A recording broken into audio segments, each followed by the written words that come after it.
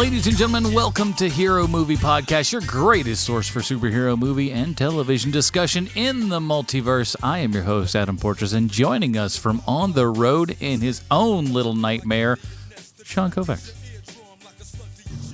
Welcome to the apocalypse, y'all. And of course, Bruce Leslie. I'm a prickly pear, but I've been thinking about changing it to Little Josh with the big truck.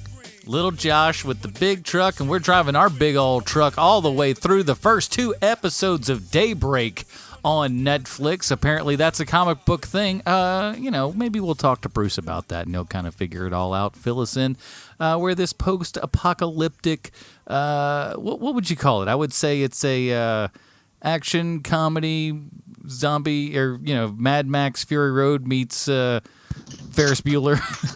It's a postmodern post-comedy. It's either a comedy for teens or comedy to laugh at teens. I haven't decided yet, but yeah. Yeah, I think we'll talk a little bit about that because this show has some interesting things going on. So as Daybreak, we'll talk about that in just a moment. But before we do, we'd like to say a big old giant thank you to everyone who supports us over at patreon.com/HMP. Those lovely people get themselves the pre-show, post-show, and of course, the ever so awesome Dinger Zone. And let me tell you, if you are a Game of Thrones fan and you want to figure out what these boys thought about the last season and where things are going in the future for the HBOs and everything, check out this week's Dinger Zone. How do you do that? You just do like our good buddy, Brian Kerr, Kerr. So, Brian, welcome to the Patreon Club. He's come in at the $5 patron. That is the most popular one by far. That's where you get your Dinger Zone and all that kind of good jazz. As per HMP usual, if you are a supporter on Patreon, you get yourself a good old-fashioned nickname. We go to On the Road. Sweet Shawnzy from the internet, what do you got? Brian Kerr, from the powers invested in me from the good people that brought you the internet, I now bestow upon you your HMP nickname, Curvaceous. Ooh, everybody likes a little bit of curvaceousness in their life.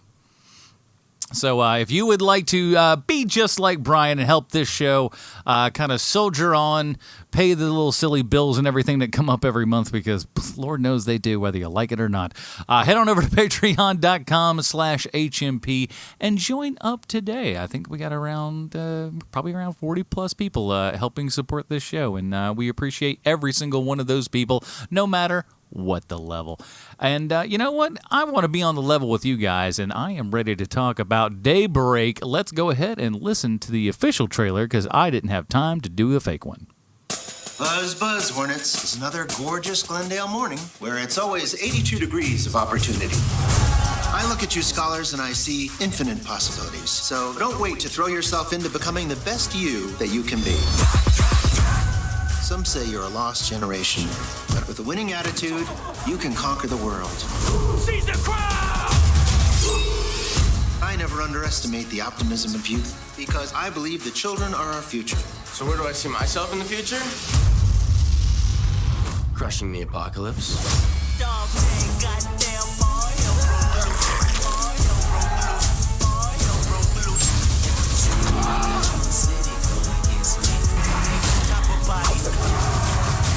Strap in, douche waffles. Shit's about to get weird. And you thought we weren't gonna have any fun in the apocalypse. Shame on you. Alrighty, that was the trailer for Daybreak. We're going to be reviewing the first 2 episodes here. I did not know anything about this program, but apparently it's got something to do with comic books because it's on this show. Let's get to it. Come on. Click.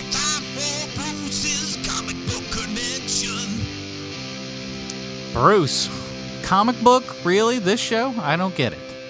Daybreak is a series of original graphic novels written and drawn by Brian Ralph, an artist probably best known for his short-form comic strips and often referred to as a cartoonist. He first dipped toe into long-form storytelling with 1999's OGN, Cave-In, which was nominated for both Eisner and Harvey Awards. Now, in case you're not familiar with the Eisner and Harvey Awards, they were both originally called the Kirby Award until 1988, when the 2 organizers of the Kirbys had a projectile urination contest, and it was split into 2 competing award programs. Also, a bit of trivia for those interested, the Kirby Awards were only given out for 3 years, and Alan Moore won for Best Writer all 3 years. Sounds like the fix is in. He won 11 out of the total 34 Kirby Awards that were ever rewarded, including awards such as Best Single Issue, Best New Series, Best Ongoing Series, Best Miniseries, etc., etc. The bearded one can't help it that the awards were given out during the magical era between Miracle Man, Swamp Thing, and Watchmen. But back to Brian Ralph. Born in New Jersey, Ralph attended the Rhode Island School of Design, from which he graduated in 1996 and immediately went to work making sequential art. He became a part of the underground art collective known as Fort Thunder. I'll go on record right now that if offered the chance, one should never turn down the opportunity to be a part of something with the name as cool as Fort Thunder. Unfortunately, Fort Thunder closed in 2001, so I'll never get to be a member, but one of these days I may get to start my own collective that will be known as the Citadel of Funk. So be on the lookout for your invitation, guys. I'd attend. Nothing could be more underground than 3 white, straight cis males talking about Netflix. Now, folks may be dying to know what became of Fort Thunder. Well, in 2001, the building was demolished to make way for the parking lot of a Shaw's grocery store, which closed soon after opening.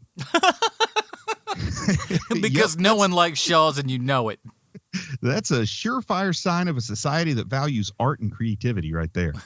Now, despite being featured in a number of publications, including Wired, the New York Times, and the New York Daily News, and having comics which appeared in the Museum of Modern Art newsletter, Nickelodeon magazine, the Drama magazine, Pulse magazine, the Gansfeld, DC Comics, and in McGraw-Hill textbooks, Brian Ralph's breakout story appears to be Daybreak, a story that has obviously been adapted by Netflix. And Daybreak has been called the first ever first-person post-apocalyptic zombie comic. In the very first panel, a man in ragged clothing and missing an arm says, "Hello to you, the reader." In a novel approach to perspective, the reader is the main character of Daybreak, as the story has you head off on a post-apocalyptic adventure filled with common dangers and a mass of zombie-like creatures called ghoulies. When asked about the atypical point of view, Ralph explained it thusly.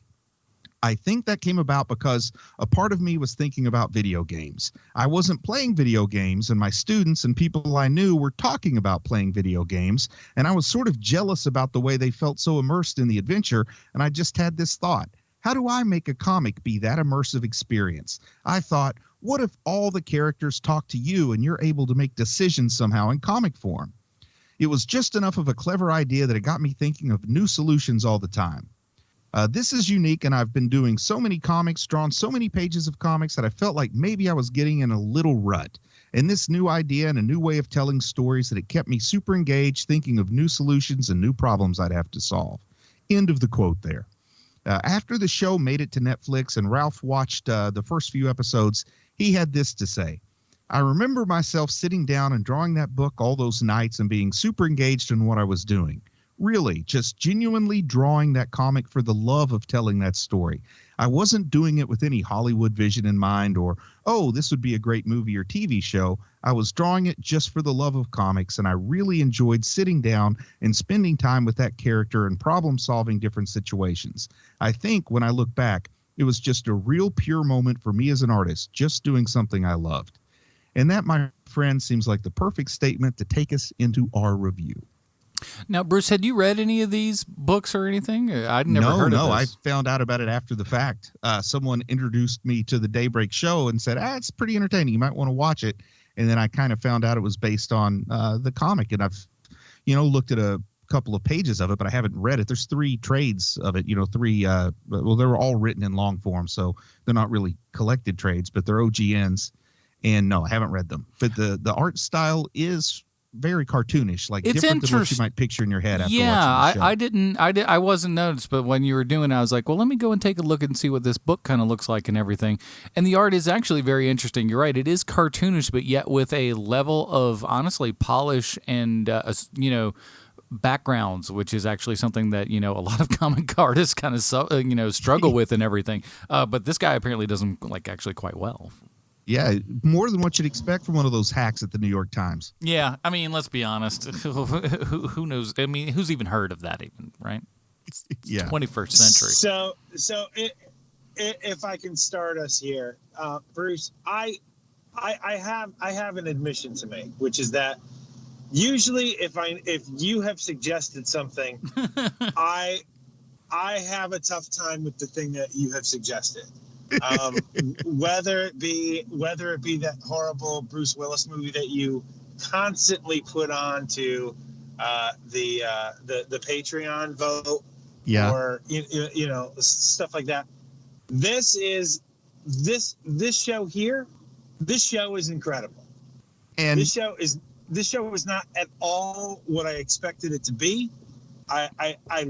The main actor in this show is going to be a massive, gigantic star, and it all started here. And it never lets up. It's always like it keeps you guessing. I have no idea what's going to happen from moment to moment.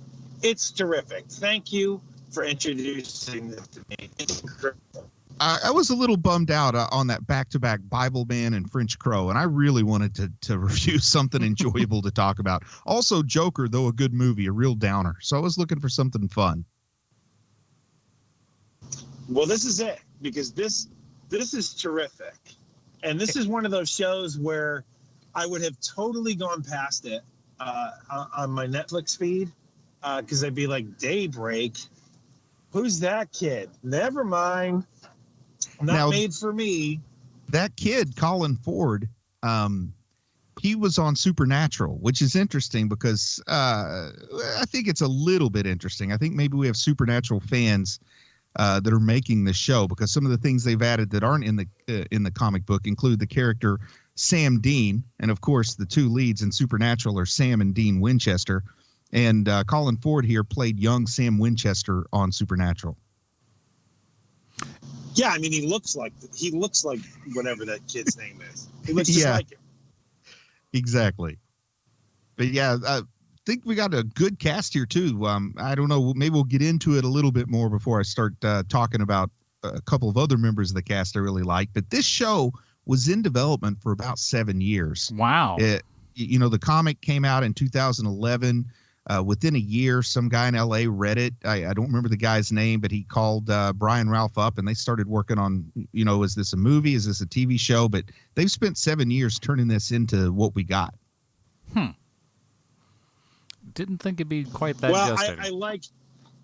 I clearly someone with some power believed in this, because there's a lot of money in this show. And it shows. I think you're not going to get nearly the level of actors in this thing. You're not going to get nearly the level of there's a lot of people in this. Even if you're watching something like the first Thor movie, there's more people on this show than there is in the first Thor. And funny enough, what got me to check this show out is somebody said, hey, Matthew Broderick's in this show. You might want to check out an episode. So I was expecting like this to be a Matthew Broderick vehicle or something. And he's, kind of a second-tier character. In as much as technically he's dead from the get of go. Well, one will assume he's dead, I suppose. Well, we don't know, man. I don't know how many. I haven't made it past really what we're going to talk about here today. I think I watched 1 or 2 more episodes in. I haven't made it to the end, so who knows? Maybe Matthew Broderick's not dead. Wild and twisting, man. It's I can't spoil anything because I haven't seen enough to spoil it, but you never know. Just make some stuff up. Make up whatever you want. Who's going to care? Who's knowing? Well, I don't want to bust my Matthew Broderick theory too early in the show. I want people to have to listen for at least 15 more minutes. Oh, he's Optimus Prime. I got it. Makes sense. But there's something about the tone of this show that I like, because I think it's going to make I think it's going to upset people that shouldn't be upset. And I think it's going to be in a weird way, because the way that the the teenagers that are still alive after the apocalypse, the way they talk and conduct themselves in some ways, it's going to make people who are older and more curmudgeonly to think, oh, this show's just like catering to millennial values. And then at the same time, if someone who is of that age group watches, they're going to think, oh, it's making fun of us for those values. Like, I like it because it's cleverly doing neither one of those things, but it's making both sides think that's what it's doing, I think. And I kind of find a little bit of fun in that. Also kind of brave to set big parts of your audience against you potentially. I want to see what the Venn diagram looks like of people who are older who hate this show but loved Logan's Run when they were kids. Yeah, exactly. The old guys like me that think, oh, Matthew Broderick's got a new show, and they start watching. Then you're like, Matthew Broderick is old. Oh, but they do give us a little Ferris Bueller, a little touch of Ferris Bueller in the first episode in the intro. More than a little. Are you kidding? This show is like probably like 25% Ferris Bueller. There's the scene where he's talking to the. I'm not saying that's a bad thing. Oh, I love Ferris Bueller, but it's clear. Yeah, like when he's laying on the bed with his hands behind his head, talking directly to the camera. I mean, that's a move straight from Ferris Bueller. And then, of course, the roll call. Wearing a Hawaiian shirt, even. Then when he's over at Cameron's house, I mean, it's just beat for beat. Honest to God, it's just a ripoff. And the roll call when they stop at Wheeler. Boy, if only Ben Stein were still alive. Ben Stein's totally still alive. I want to start the rumor that he's dead for some reason. Abe Vigoda, that used to be the rumor about him, and then he really died. So now it's Ben Stein. Ben Stein, it's your time. Get over here in the sun where you belong, my friend. Just a lot of memes that Ben say Stein's going to outlive all of us. What are you talking about? The grumpiest do. The grumpiest do. Unfortunately, I never won his money, so I don't like the guy. The thing is with this show, I think you guys are absolutely right that this show is a thing that could easily go either way. And that's why even 2 episodes in, I'm not even 1,000% sure how I feel about this show. It's like I'd like to like it, but like you said, I think there's some stuff in here where I'm just going, I don't know if they're praising this kind of stuff. I don't know if they're making fun of it. I'm not like, it seemed like it was written by someone who was either, fairly old or fairly young. And from the looks of it, it looks like, a little bit on the older side of fairly middle-aged. Well, yeah, comparatively. I totally disagree with you. I totally disagree with you, Adam. I think that this is maybe older people are like responsible for the plotting of the show, but there is clearly someone young in the writer's room, because the things that kids are saying, I'm not saying like, wow, this is exactly how kids speak, but there's enough of it in there to where it rings true.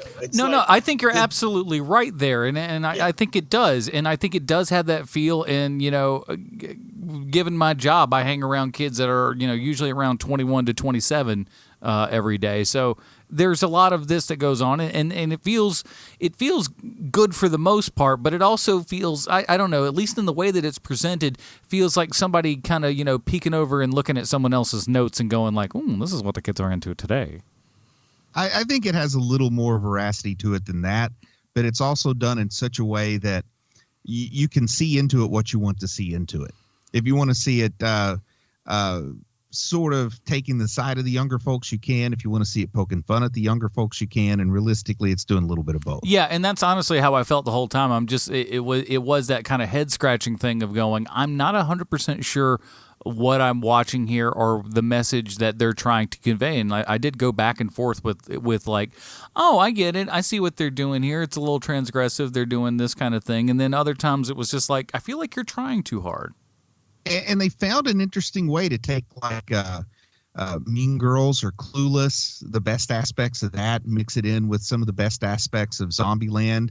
I think they found a way to take, like, none of the individual components are necessarily fresh, but they're mixed in a way that feels fresh. In a really overdone sort of genre here, if you want to say post-apocalyptic / zombie, call it what you will, in a really oversaturated genre, they've managed to make something that doesn't feel like more of the same. And it's kind of like nice and fresh and fun to watch without going out of its way to say, oh man, we are so different than what you expected, aren't we?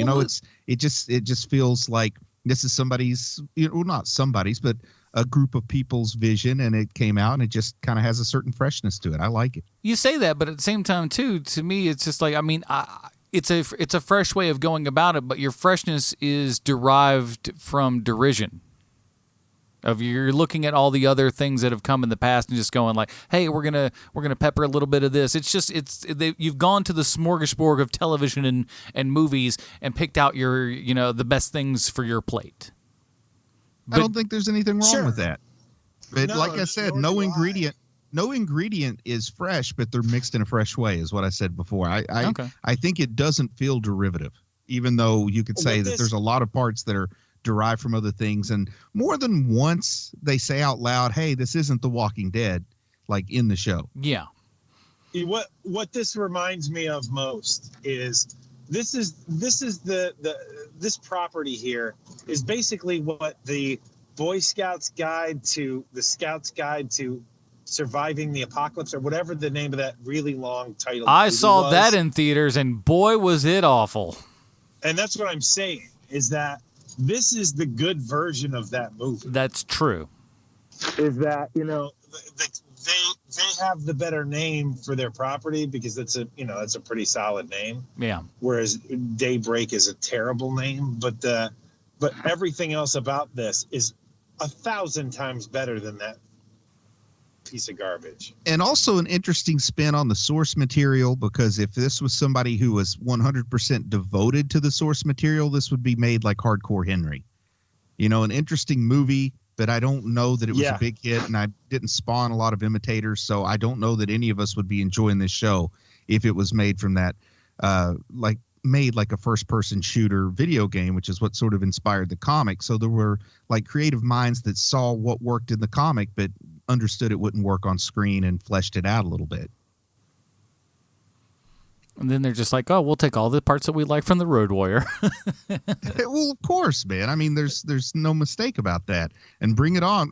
Have you made? I don't think that in the first 2 episodes we make it to the cheerleaders tribe yet. But I mean, yeah, there's absolutely stuff from things you're familiar with. But it doesn't at any moment though feel like Scary Movie or superhero movie or those derivative movies like that.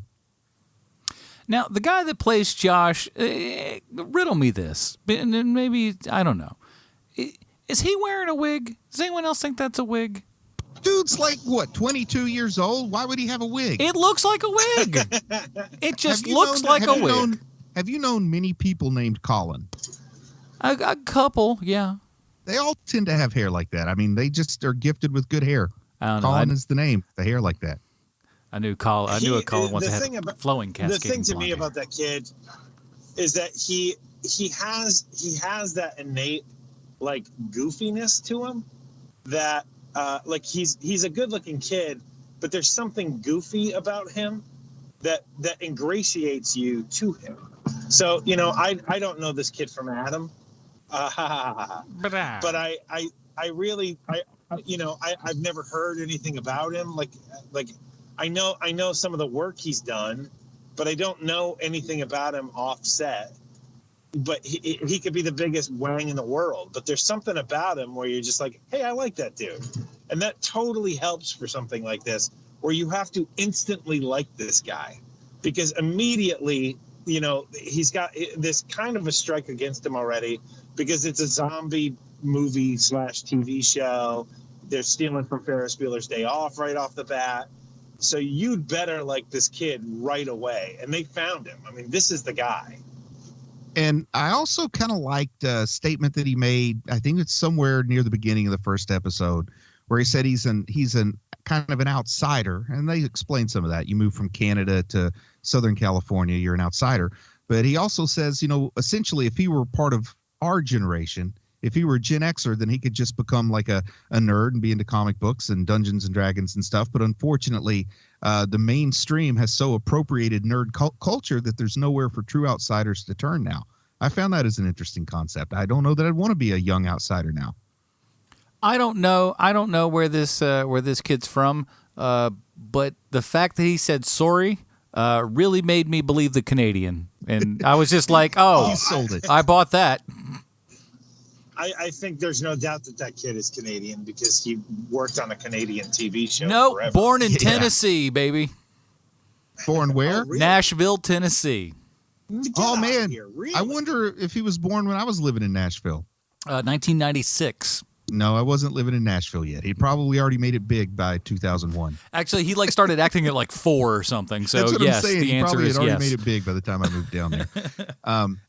He was already living in a nicer house house than you. He's got all kinds of gear that he's made and a good kind of survival instinct here. And somebody asked him if he's MacGyver, which first off, I'm impressed that the kids are still in touch with MacGyver. But I like his answer. No, I'm Canadian. Now, at the same time, too, now granted, these kids are not watching CBS or anything, but MacGyver's still a show on CBS right now. But again, that's something my parents did you know watch. You can't get CBS on your TV now unless you're over 55? I think that's a law. I tried to Oh, I called that the cable explains company. Yeah, I called the cable company, said CBS wasn't coming in. They asked me to send them my ID and said denied. Show us a copy of your AARP membership. That's surprising because you said the CBS isn't coming in. I would have figured that they would just. And while you're at it, tell me again, what channel is Netflix again? Input 4, Grandma. Son of a. Oh, but yeah, a lot of fun with this show so far. I mean, early on in the first episode, I'm kind of wondering, am I going to like this or not? But at least I haven't turned it off, so I'm getting deeper and deeper. What do you think I love this sort of misdirection, but he goes to the church. He says, this is occupied by the jocks. This is in the jocks territory. And then when he goes in and the jocks are the golf team, I'm all in all of a sudden. I'm laughing so hard. I am moments away from when I am completely in, but that is what this show does, right? The show knows what your expectations are and then turns it on its side. Because they do that over and over again on this show, which I enjoy. It's the thing that I like most about this show, is that you think you know where it's going, and it surprises you constantly. And it's very good in the way that it does that. It subverts your expectations. And those kids look like they were on the golf team, for sure. Yes, they do. Yes, they do. But we made my son play tennis, and he said he wanted to play golf rather than tennis because he thinks it's less work. So we'll see how that works out for him. he totally picks his. I really don't care so much about it, but my wife makes our children participate in a sport. They can pick what they want, but they have to participate. So he's trying to look for what's the closest to not actually exercising I can get. He goes, look, Mom, Fortnite is a sport. Shut up. Yeah, if there was an esports team at the middle school, they would have to turn a lot of people away because they wouldn't have enough jerseys. I have to side with your wife here. The reason being is that I think that every kid should join something where they're part of a team, because then you're not just thinking about yourself. It teaches you. This is also a kid who does 3 to 5 theater productions a year. He's rehearsing nonstop. That's also true. Yeah, but how often are those people going to be yelling at him? You need somebody to yell at him at least a little bit. My friend Adam has never been to a theater rehearsal. Apparently not. Yeah, if you want to hear the meanest thing ever said about you, try out for a play. I attend. I've only tried out for a play once, and it never got made. I would rather rush a sorority than audition for musical theater. A sorority specifically. Aren't they the ones that draw on you with Sharpies where you're fat? They would run out of ink on me. Here are your problem areas, and he's just blue. First off, you're a 45-year-old man. Ooh, okay, now get out the Sharpie. There's your first problem. You got a 45-year-old man in here. Back to the show. One thing I loved, okay? Though I'm not much of a samurai sword guy, I am a sword aficionado. And I love it when the golf guy is flipping him off. In any other movie, any other TV show, he would slice off the finger in one fell swoop. But as a person who's owned a good many swords that you can kind of buy at reasonable places that don't serve assassins, I know those things aren't that sharp. And this show really displays that fact when he kind of hunks into the guy's hand, cuts nothing off, and the sword gets stuck there.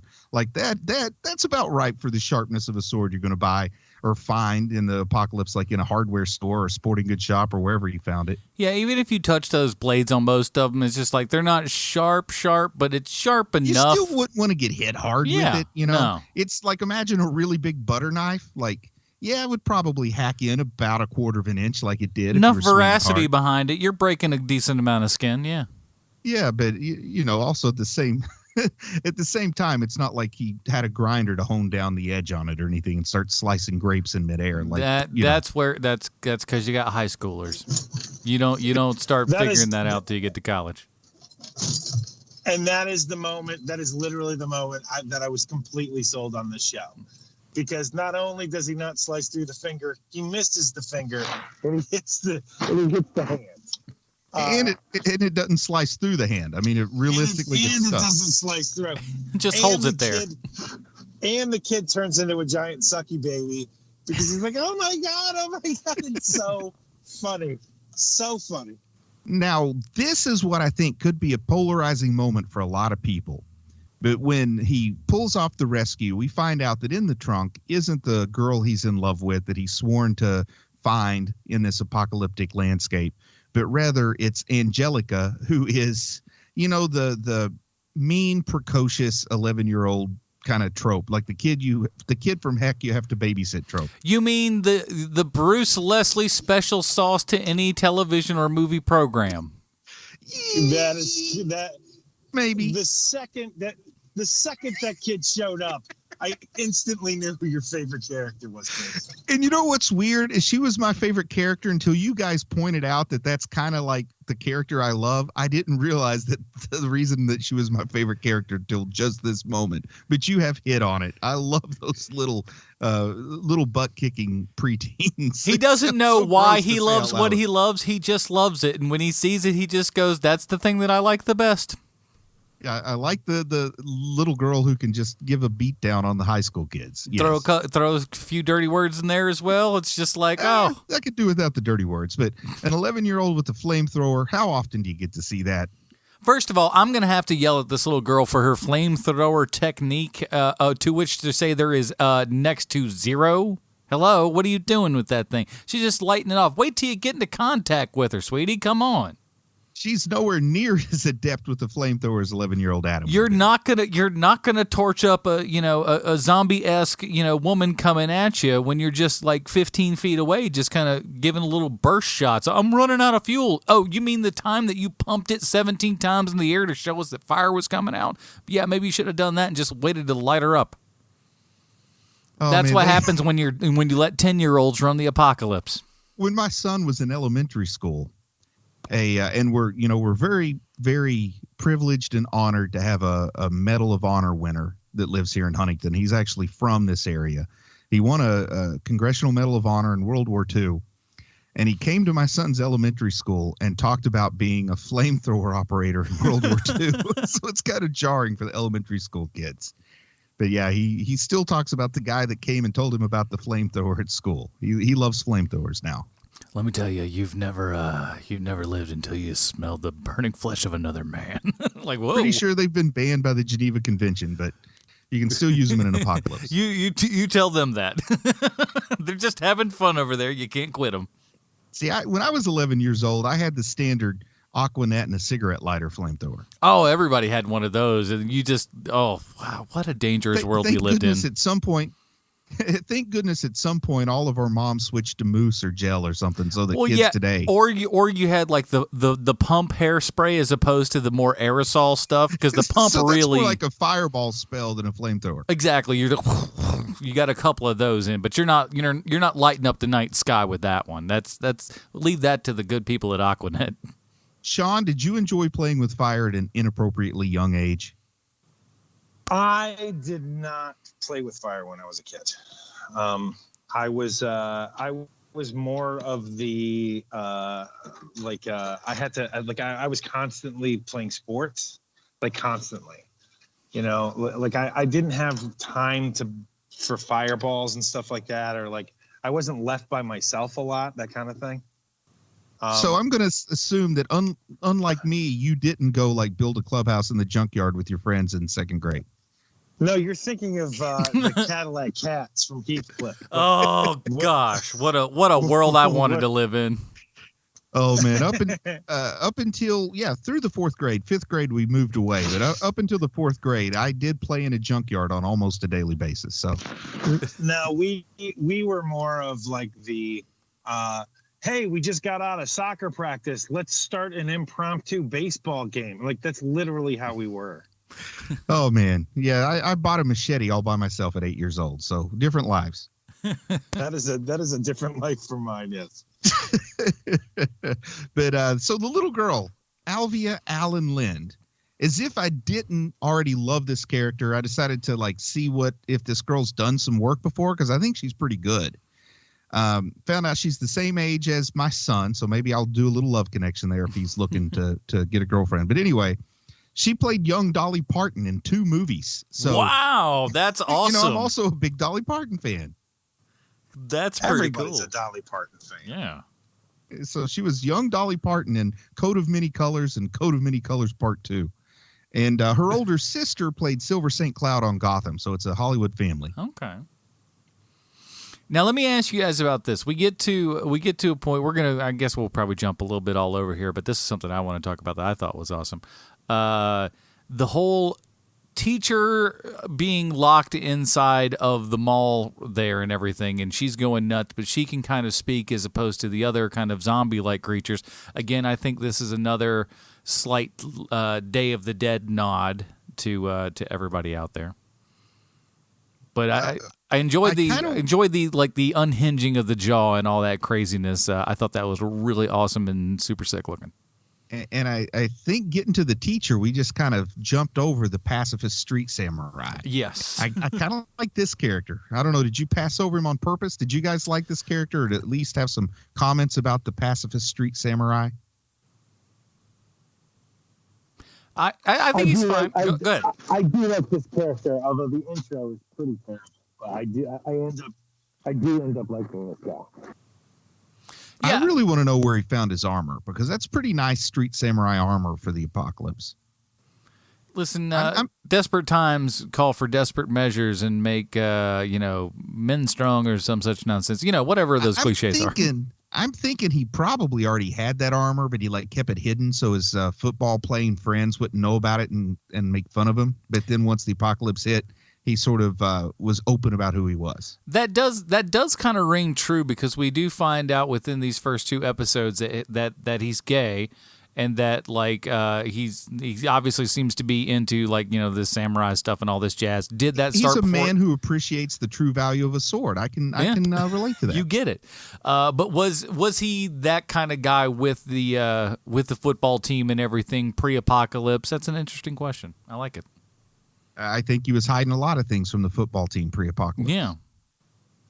But, I thought it's an interesting character, and one that I'm surprised, at least within these 2 episodes, more or less has actually really kept that I'm a peaceful guy mantra that he, because obviously that's a setup and will probably pay off at some point where he will go, bananas, but maybe not. But I do like that we've kind of hold on to that for at least these first 2 episodes, to where he's not, being that violent person that he could technically be. Now, when they do go to the mall, we get to meet this Eli guy, because they've introduced us to the monster of the show. I won't call him the villain, because he's just the monster so far. But the jocks seem to be like the villains. At least that's how it's set up. We meet Turbo, and the Road Warriors knockoffs is what you're going to think of them as, Adam. Mm-hmm. But then we have this guy called Baron Triumph, who rides around on a Triumph motorcycle in a gas mask, and everybody's afraid of him. And we find out that Eli, who has sort of taken possession of the entire mall, has been also imitating this Baron Triumph to keep people away from the mall. And when we get his introduction, it's pretty funny, because from afar, they think it's the Baron Triumph, and then they get close, and he's just used aluminum foil. They point out he used aluminum foil to write the word Triumph on cardboard and tape it to the motorcycle he's riding, stuff like that. And then they go back to how he always had knockoffs in school. He's Eli Kardashian, but he's Kardashian with a C, not a K. So he's like a knockoff Kardashian. Instead of Nikes, he wore Pikeys with a fish that was shaped like a swoosh. That poor kid. It's interesting, because I feel like we all kind of knew a kid that was sort of like that in school. Oh, yeah. But I like how he has the mall here, and again, it's part of the writing to where, you know, they've got a particular budget and they can afford this mall, but they can't afford to jack that mall up. So they're just like, oh, wow, this is very well kept and preserved and everything. Yeah, you know how it is.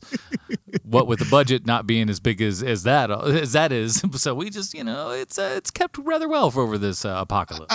I'm surprised they found a mall that didn't already look post-apocalyptic the way things are changing with our economy. I mean, is it not amazing though? Because that mall looks like, I'm just sitting there looking at them, just like, yeah, every single mall looks the same. They're all like slightly different variations on a theme, but all malls pretty much the same darn thing. I've been to more than one depressing mall where it feels like you got more empty storefronts than ones that still have businesses in them. And I mean, there was a whole mall that went up for sale there in Charlotte, right? Was that the one? What's the one? Eastland Mall or something like that? Yeah, that got tore down. And guess what's been on its place for the last 20 years? Jack and Squat. Good job, guys. Oh, I didn't know they tore it down. I thought that it was just a shell standing there. No. They tore it down years ago, and no one's done anything with the site. That's what's awesome. Not that Eastland Mall should have stayed around. That was a trap. Don't walk into that place. It was no good. But you know that mall was way more dangerous than this mall in this show. I'm looking at this. That's what I'm saying. So many malls already look post-apocalyptic. Oh yeah, man. Congratulations on finding a nice one. There's a couple of those nice small ones and stuff where you go in and instead of like the cardboard sign and everything that goes coming soon, it's like, hey, scram. Now, what do you think is going to be the deal with Miss Crumble? Miss Crumble's the name of the teacher who is a zombie that still has some sentience left to her. You know, all the other zombies can only say something ridiculous like whatever the last thing they were thinking when the bomb hit. So one of them's talking about Lululemon pants. Somebody else, I think, is talking about LaCroix or LaCroix, doesn't know how to pronounce it. Like there's stuff like that going on. But she actually, even though she's kind of nutty, she's still a little bit with it compared to the rest. Anyone else feel like this role was written for what's her face there? Aubrey Plaza? My wife thought that. Feels like this role was written for her, but I mean, not to say that the chick that's playing her is bad. No, she's fine. She's good. But it feels like an Aubrey Plaza written kind of role. Well, my wife just kind of thought that the eyes and the hair and everything that this actress looks like Aubrey Plaza. Oh, there's a touch of it, but like in some of her line delivery, it kind of feels like it when she's, you know, in the nutso phase. I like this actress, but I'm not real familiar with her. She's done shows that I don't really watch. I don't know if either of you guys have seen her before. Not to my recollection. Were you a big fan of, I think she was in a show, Smash or something like that, about a big Broadway show or something. I don't know if either of you guys watched that. I remember seeing the promos. That was like an NBC program that they thought was going to be It had stuff. Like Catherine McPhee or one of those American Idol people as the star, I think. Not my milieu. But yeah, I like her. I think she's good, but I don't know. There's got to be a story as to why her zombie didn't get her ghoulie didn't get as fried as the rest of them did, and how she has enough wherewithal to try to find other sources of iron than eating human blood. Yeah, I think that's a really interesting kind of plot twist and everything to this. I'm curious to see where her character goes, how this came about. But I'll also say this, kind of weird, because when we see her in like a flashback here, it's like these kids are bullying her, and she reveals that, you know, these kids called her Miss Crumble. She's got like another name altogether, and apparently it just stuck. Everyone in the world is kind of spitting on her. They changed her name on like the, you know, her paychecks so and stuff. She had to legally change her name in order to cash her paychecks. She couldn't even get her paychecks, man. Oh my gosh. I was just like, this woman, what has she done? Why does she deserve this horrible fate, and yet continues to just go like, well, here's the deal. You're going to have these guys kick your butt because I really can't help. Here's some Skinny Pop. Product placement, Skinny Pop. Bye, everybody.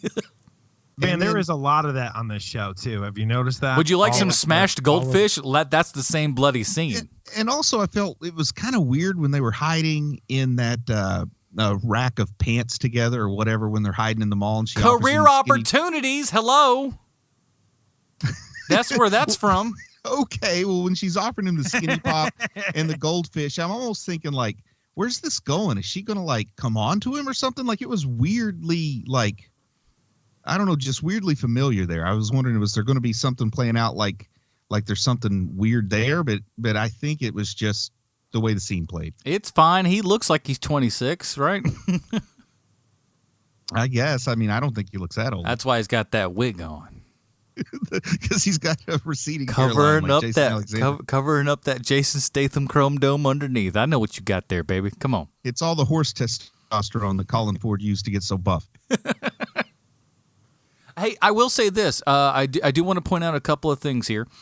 Number one, his skateboarding is okay. Number two, stop skateboarding everywhere. It is not faster than walking or running, especially not how you're doing it. As a person who skateboarded a lot in the late 80s, it's also not really a good way to conserve energy if you live in a hilly town. Because I lived in a very, skateboarding uphill, not the easiest way to go up the hill. I also do I like the band that's playing out on the field and everything, and by and large, it looked like everybody was at least competent in what they were doing. So I was proud of them to not have to put them in the Guitar Hall of Shame and everything. It looked like they at least were competent in what they were doing. So good on you, show. What do you guys think about Sam, this Quest character, Sam Dean? That is the quest, at least in these first two episodes. That's what he's searching for. That's what's moving our plot forward. That's how he finds himself in the story. In those flashback scenes, I don't know. Does she really like him all that much, or is she just like a really nice person? And because not very many people are nice to him, he sort of got the crush, and now she's kind of stuck in there. Well, I'll tell you, that's the story of Adam's life. Don't be nice to Adam unless you want him to ask you to marry you. It's fair. You're not far off. It's like, oh, someone can stand me for more than 5 seconds. Oh, you're just a good person. I don't come across a lot of those, so it's very confusing to me. I've got to say that I cannot stand how they make this character the quirkiest person on earth. She's so quirky that even the bicycle she rides is crazy. It's super Pixie Dream Girl kind of thing for sure. Yeah, I know you're not.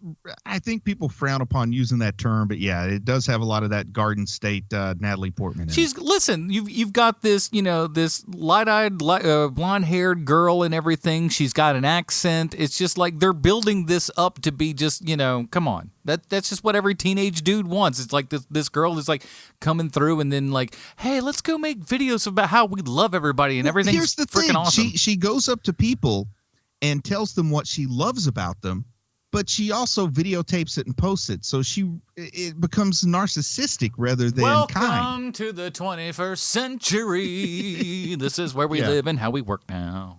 Yeah, so it makes you wonder some questions about Sam Dean here. But I still, I don't know, I don't know if she genuinely likes him anywhere near as much as he likes her. Going by my personal experience, I'm going to say no. But then again, this guy's probably more likable than I am. And I also wonder, how much does he really know her other than she's just really nice? You know what I mean? Can we stop for a second? I'm sorry, Bruce. Adam, I need to applaud your radical honesty. I don't because I don't know how many people would know themselves enough to know everything that you just admitted to. Yeah. And I'm not saying that it's all true, even though it is.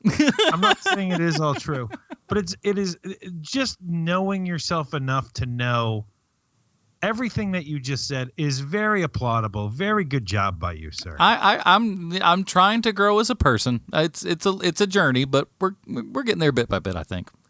I'm sorry. Continue, Bruce. That was amazing. Yeah, and honestly, I was uncomfortable, so I tried to just keep plowing forward. Bruce is like, did you guys hear about Alan Moore? I'm a person who remembering dating to me is kind of like trying to remember playing games on Atari. It's something I know I did, but man, it's so far out of my mind now. I can't remember very well. How Maybe do if I you had play some videos. Kaboom? I always like Stampede personally, but look, here's the secret sauce to the show is the woman who plays the teacher. She is incredible, this actress, and I don't know where she's from. I don't know what she's done previously. she is so great on this show because she can play so many different things and she's good at all of them. When you see her show up as the crazed half, ghoul or whatever they're calling him there, you don't know that it's her. It's like and it's not just what she's wearing and everything. It is how she's acting. It's and if they didn't, they didn't point it out and go like, "Hey, that's the teacher from 5 scenes earlier," you wouldn't have known. She's equally great in both roles, and both roles are different. And it's, it's always nice. You see somebody who can do both of those, and you don't say she made a good ghoulie, but not a good teacher, or vice versa. Right. But I was reading Who Is She? She made her debut in Broadway in a musical called Good Vibrations. So I guess a Beach Boys musical. I don't know. Or a theremin. I hope so. I hope it's not about the xylophone. It's theremin, man. It's all vibration it up, and it's also on the song. What do you guys think about the intercutting with everything, the going back and the backstory and the flashbacks and how those are presented? I think it's a nice, fresh for what we've seen, as of recently. It's funny you bring this up, man, because one of the things that I kept thinking to myself was, if they do this too much, it's going to feel like Arrow. Do you remember how often they went backwards on Arrow? What do you mean remember? They just finally finished it this week doing that. and I was concerned with it, although I will say that they do a good job with it. That it doesn't get to a point where like, oh my God, we're going back to the boat. It's good. Well, it's good. The difference is the flashbacks here are equally interesting to the present day. I mean, yes, and the acting is better too. That helps. and they're kind of giving us a little more insight into what's going on. They're dripping it to us a little bit at a time too, instead of a big crush. We got to talk about Baron Triumph here before we run out of time, because I feel like we're closing in on Stallone connection time. Mm-hmm. But I think Baron Triumph can only be one of two people when that gas mask finally comes off. It's either Sam Dean or Matthew Broderick. To me, at least within these first 2 episodes, and really, I think the first time that I saw that, that was the Sam character was the first one that I thought of. I'm just like, you watch it be that. So that's where my mind went initially, just from seeing it. I'm just like, you know what? I'll bet you this is going to be the thing. And then the other interesting thing would be, Matthew Broderick is kind of a high profile name in the cast. So comparatively, it wouldn't be surprising if he shows up as the reveal too. So that's kind of the two people I think it has to be. And other than that, it has no satisfaction. Taking off that helmet, looking all milquetoast and everything like Matthew Broderick does at the age of 60. He said he likes to play Overwatch, so maybe he's having a little fun with this. Oh my Lord! Oh gosh, did that feel like just the amazing? Just cringe. My body just was like, oh no, stop trying to connect with the kids. That's not, no. But that's the whole point. No, I know. But I was just like, oh no, I feel this for real. Stop. I remember when I was a resident and I was at this board review course before taking my certification boards. And one of the guys that was talking about one of the very uninteresting subsections of ophthalmology, one of the guys started off by talking about what a great Halo player he was. Like he was going to really get these young 29-year-olds on his side here.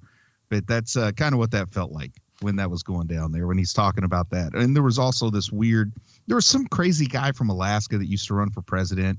I can't remember his name. Don't mean to offend any people that are really into him, but he had like these online ads because he was kind of like Bernie Sanders' age, but he was trying to appeal to young people. So he had an ad where he's on an elevator talking about how he stayed up all night playing video games the night before, and it hurt to watch. Hello, fellow Bruce, kids. Are you legitimately worried that you're going to offend the people who follow that guy politically?